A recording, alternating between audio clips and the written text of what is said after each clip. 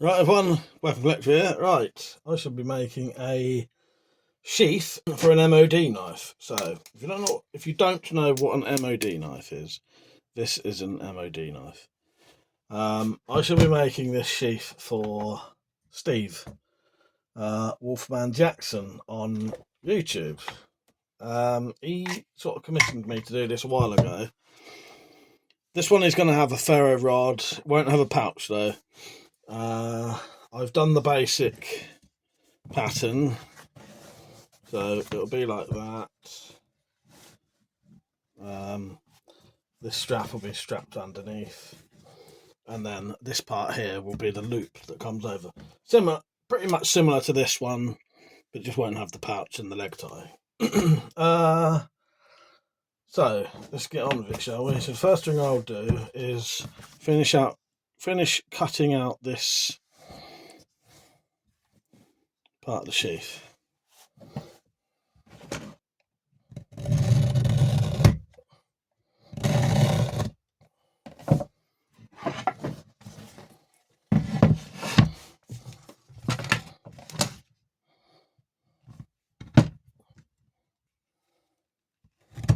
So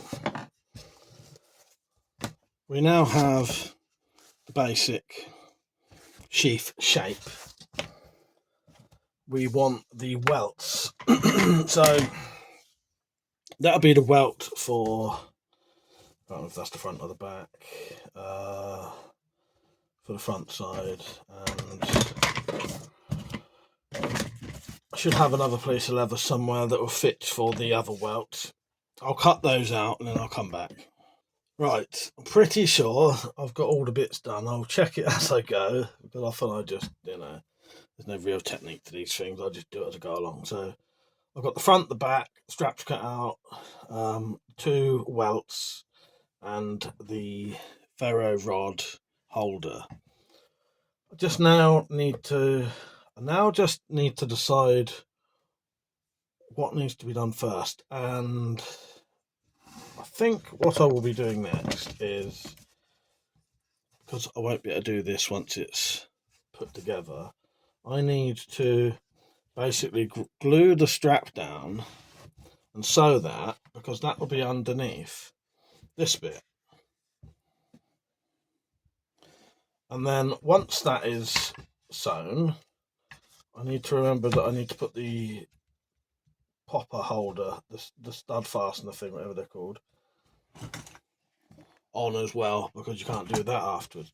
So first thing is you need to thin this bit out to stick it down. Now in the old days I used to just get a knife.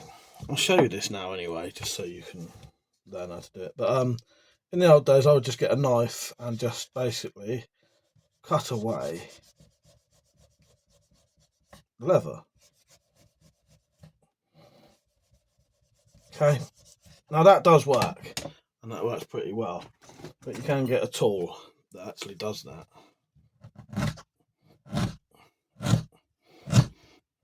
and it does work a bit better. What I'm doing here is thinning out this edge so that when it's glued and sewn down you don't really have this thick edge going on. So I shall carry on just thinning that out and then I'll come back. So I've marked where this front bit will come to. So I need to make sure when I fold this over it'll be past that. It should make quite a nice sized clasp. Belt loop, sorry.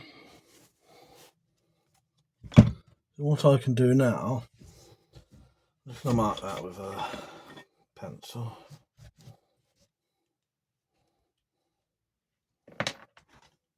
Okay, I put a bit of glue on that. This is just standard wood glue what I use. You can get proper glues, leather glues.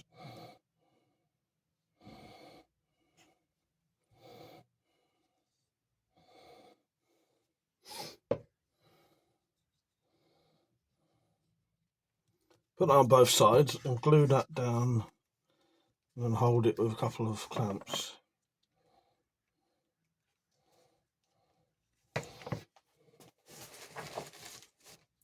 If I can get some pegs to hold it, well I will.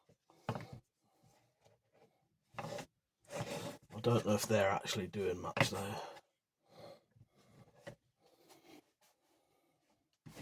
But that's good, that'll hold. All I need is the basic bit to glue, front and back. That can now be left until that's dry, and then I can make the holes to drill through and then stitch that on. I'm now ready to do the holes to for the stitching. Now, it depends on how you want to do this. I'm going to use my homemade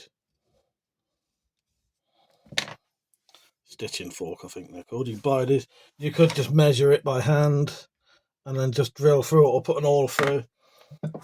What I tend to do is use this. I'll show you in a second.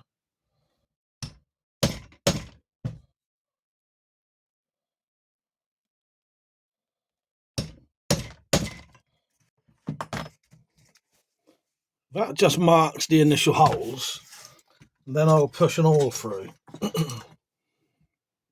So I'll do that now and then come back.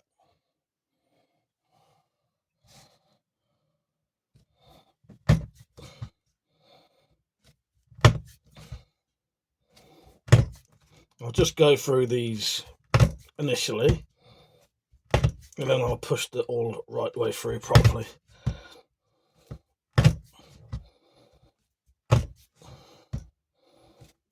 Okay, should be able to see the holes on the back now, so I can now push that through properly, get the nice big hole for stitching. You obviously don't want to make the hole too big, but you need it to be able to get the needle through easily and comfortably. There's nothing worse than trying to sew through leather when it's really difficult to do it. Right, so there's the holes on the back, there's the holes in the front. Now using this tool, which cuts a little groove, I shall cut a groove so that the thread sits sort of below the surface. And you can do this with just a knife, or you can sand this mark in.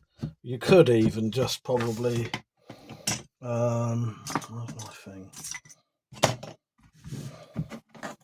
Take a piece of wood and just keep rubbing and put a dent into the leather that way.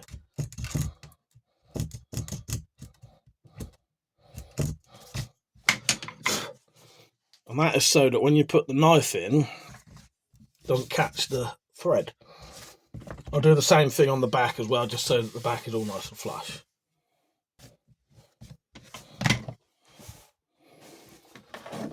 Right, so now I can sew this on. I'll just be using some standard waxed thread.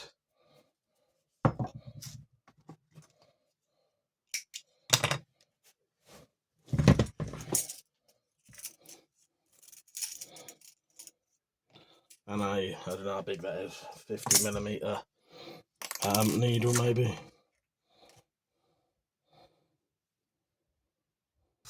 So I'm going to start on the inside, come out, leave a bit so I can tie this off.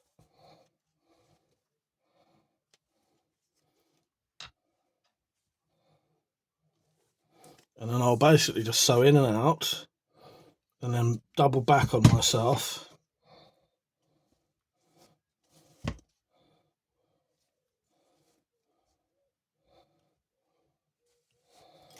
At the end to fill in any gaps.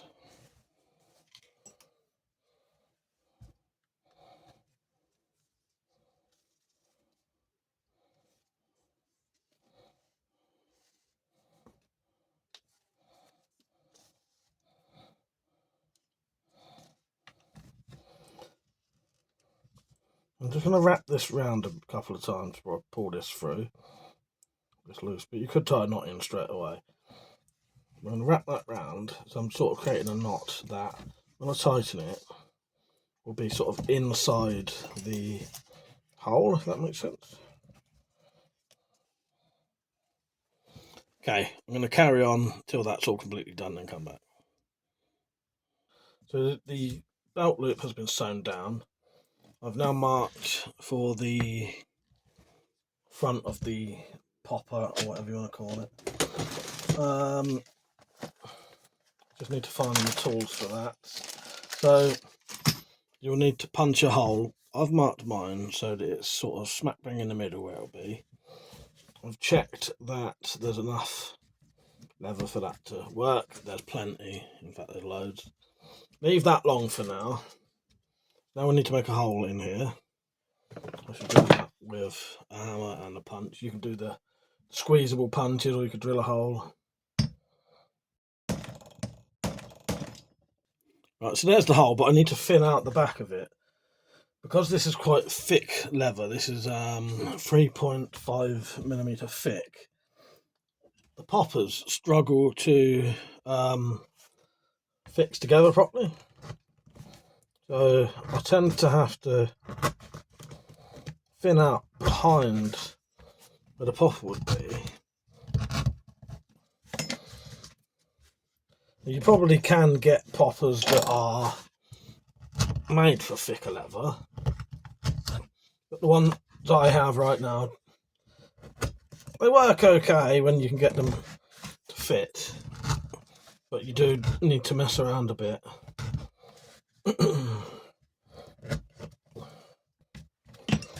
This helps anyway by making the back of the popper actually inside the level of the leather. I can't think of the word, but it's inside so that when the knife slides in there, it won't scrape on the metal. So these are the fastenings I'll use. So you have one of these on the back, and that bit has to be able to stick through the leather, obviously, like that. And then you have one of these on. And I have a technique that I've started doing that makes these slightly better. They'll hold better. So it's this bit. It only just gets through. So I'm actually going to have to make that slightly deeper, that recess. That's the right word. The back of the popper is recessed in.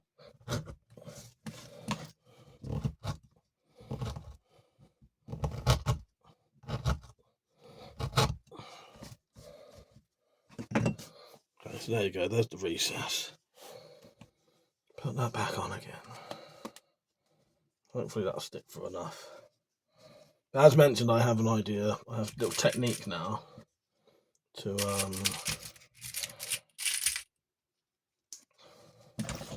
make these work perfectly. Okay. You can get these sets on eBay.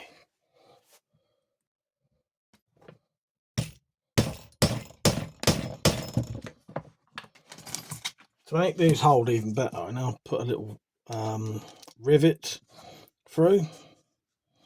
Just a small rivet, you put that through, and that'll hold that on perfectly. Right, let's rivet this on.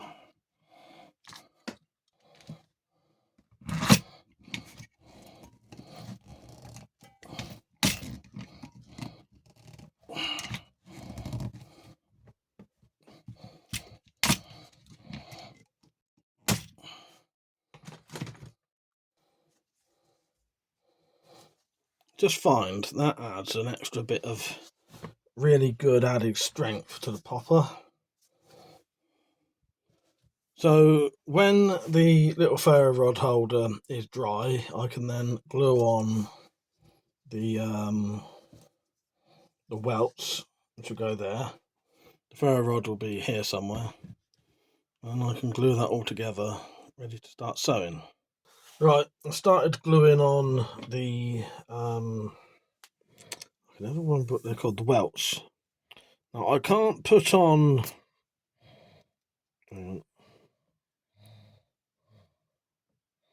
won't be able to put the ferro rod one on yet because it's still not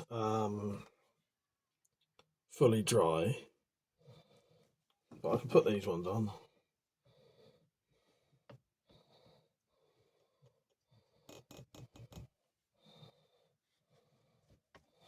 So I'll put these on.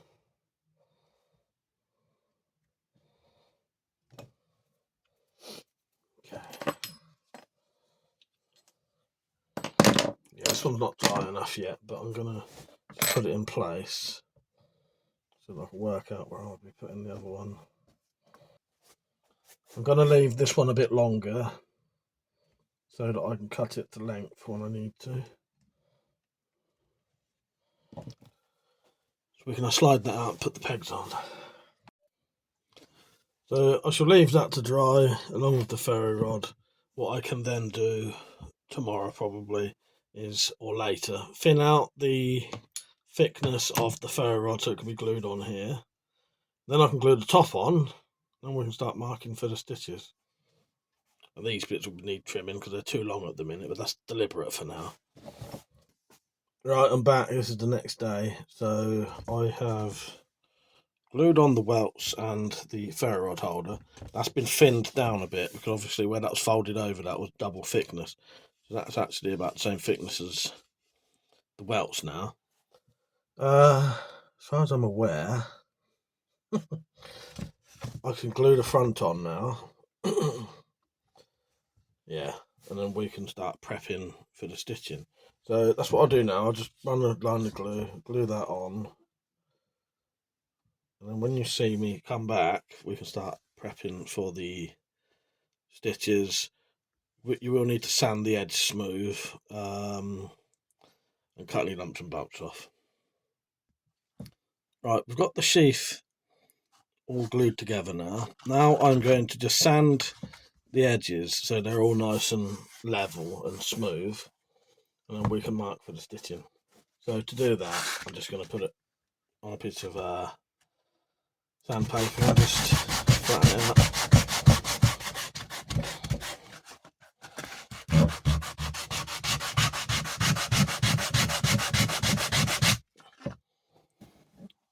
So I've sanded the edges, I've marked for the stitch line.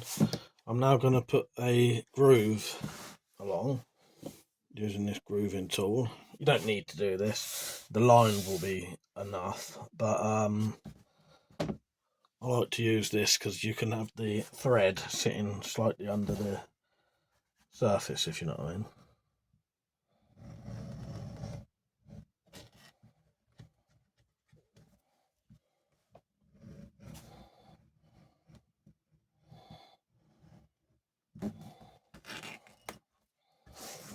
I only do it on one side first, because sometimes if you do them on both sides, they don't line up. So what I tend to find is I like to do it one side, mark the holes, and then do the holes right the way through, and then do it. So if you've got a bit of like a wander on the lines, you can just connect them up freehand, if that makes sense.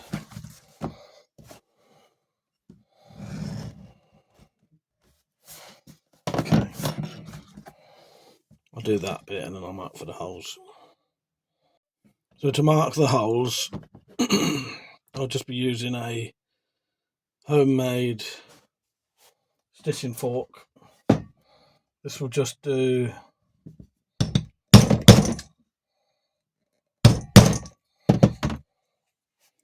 basically marks to show you where to either drill or put the awl through, because this wouldn't be, these tines aren't long enough to go all the way through the leather. Thinner leather you can use these to make the holes, but I shall be either drilling or just pushing an awl through. I'm undecided yet, but I'll carry on making the marks and I'll show you that. Right, so there are the holes, or the markings for the holes. I'm going to push this awl through now. I'll basically just be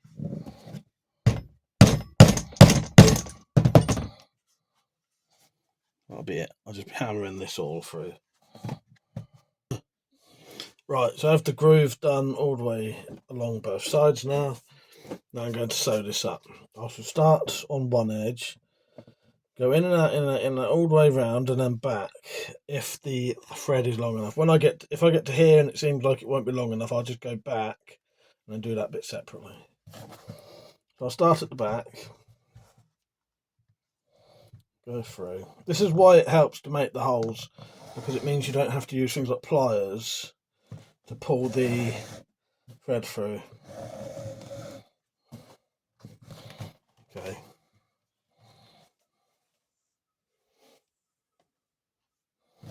I'm going to go back through here first, tie a little knot in this so that holds it firm.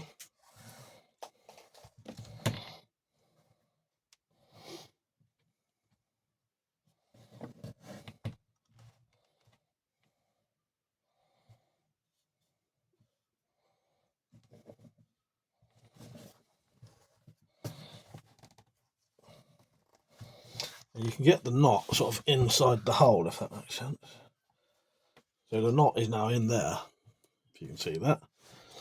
So I'll go in and out, in and out, in and out, and it will leave a gap all the way along, which I'll show you in a second. And then I'll go back and fill that in.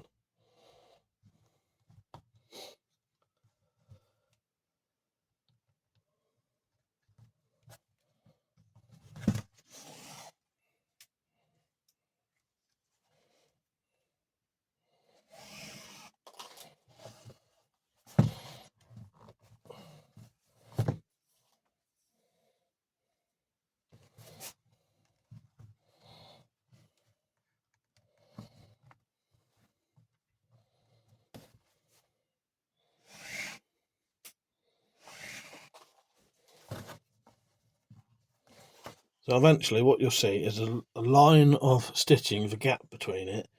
Go down to here, loop it through a couple of times just to strengthen up that end, and then go back. As I said, I may go all the way around and then back if it looks like there's enough thread. Right, so I shall carry on sewing and then come back. Right, so I've gone all the way around and now I'm just starting to double back and fill in the gaps. Here and here, I will go through a couple of times to strengthen those areas up, and possibly here and here just to strengthen that up, and at the end. And then that just strengthens up. They're the kind of places you'd put rivets if you added rivets. You'd have one there, maybe one there, one there, and one there. But you can just double the stitching over there, and that adds extra strength for those bits. So I shall just carry on along.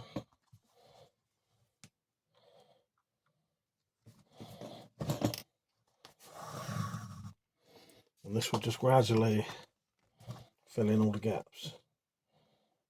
And then when I get to the end, tie it off down here. You can see that stitching's looking quite nice. So the sheath is now fully sewn. I can now mark for the clasp, so I've put the knife in. I'm just going to pull this over so it's tight, and then basically press down where the little clasp is. You know, the popper. I can never remember what they're called, snap, popper, whatever you want to call it. And you can now see the little mark where it needs to be. I will then make a hole, and then using the tools that you get for these, put that on. And same with this bit here, I'm going to have to thin this up considerably because it's a bit thick for these kind of fasteners. So I'll just be using the, I can't remember what this is, the skiver, whatever. You can use a knife to do this. Right, so all I have to do now is just finish off the sheath, really. So I'm going to give the edge another sand, just to make sure that's all nice and level. Then, if you've got one, go over the edges with the beveler to take the corners off, but you can just sand those off if you want.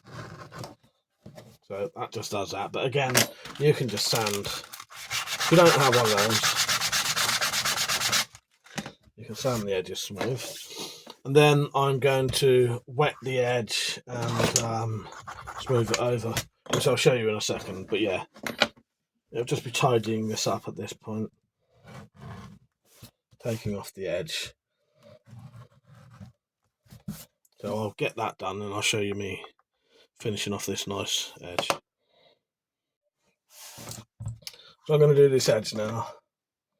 So basically I'll just be putting a little bit of water on. You don't want to soak it or anything. That's why I just use the end of my fingers.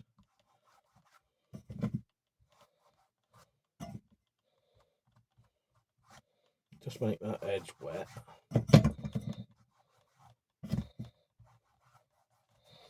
and then you basically get your piece of wood. And this is one that I bought, but I have made some as well.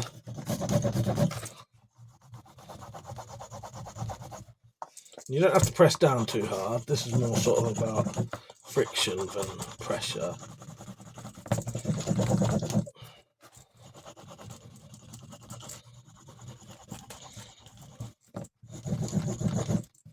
When I'm doing it this way, I'm just pushing down the edge again because it sometimes rolls over.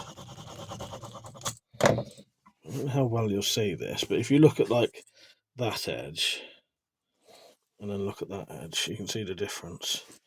And that just gives it a nice smooth finish that doesn't require a lot of work.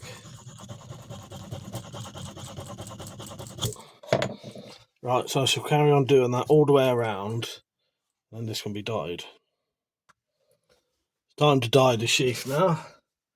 I'll just use a proper leather dye, Fibings leather dye.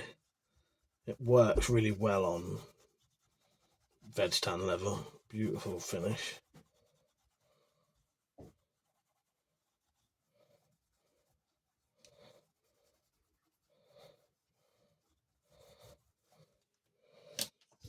Right, that's not finished yet, but I'm just going to keep going over it. If you have any marks where there's a bit of glue or a stain, rub it with a bit of wire wool. Often you can get it off that way.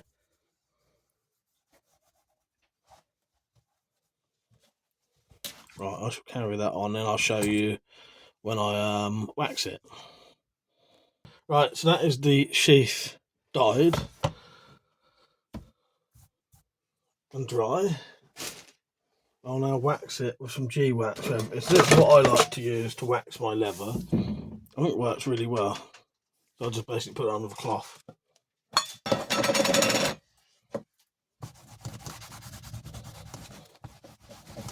Just show you what that looks like quickly when you put that on.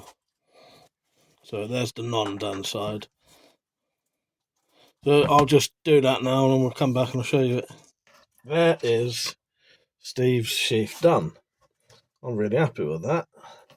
So I'll be bringing that over to you, Steve, when I can't see you next. He's already paid for it. I'll do some HD pictures in a minute, and Steve would have hopefully already have got to see this because I would have sent him some pictures before. So I'll take some pictures now. Don't forget to view those. And I hope you lot enjoyed the video, and I hope it helps you make a sheath yourself. Don't forget to like the video, definitely subscribe, hit the notifications so you actually see the videos when I do them. And yeah, I'll see you later. Don't forget to watch the rest of the video because there'll be some